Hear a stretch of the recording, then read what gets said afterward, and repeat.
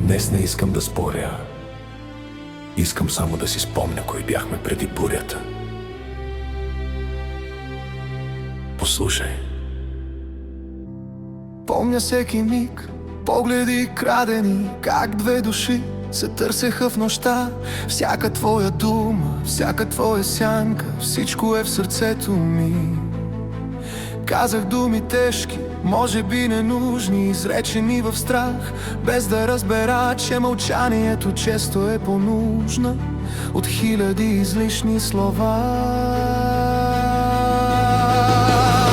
След бурята тишината боли, но знай, всяка мисъл е молитва в надежда да погледнеш с топли очи. Не вярвай, че вратата е затворена, не вярвай, че приключва всичко сега. Ти си тази, която в мен откри пътя към моят утрешен свят. Знам, че си объркана и буря е в теб. Идвам не с критика, а с ръка протегната. И нека тези дни просто очумят и да си спомним колко сме си близки на света.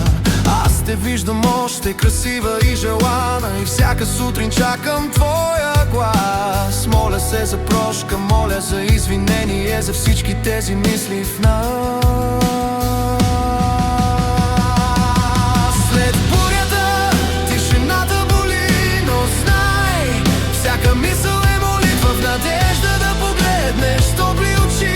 Не вярвай, че вратата е затворена, не вярвай, че приключва всичко сега. Ти си тази, която в мен откри пътя към моят утрешен свят.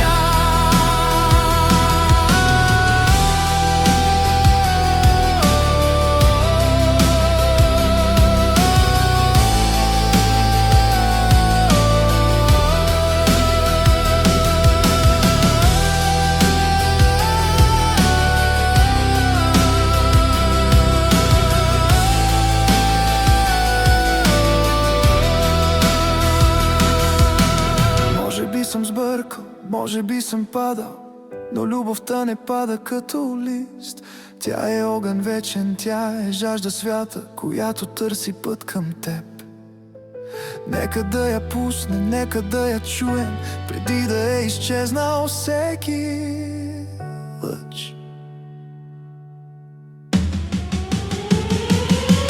След бурята тишината боли, но знай, всяка мисъл е молитва в надежда да погледнеш с топли очи.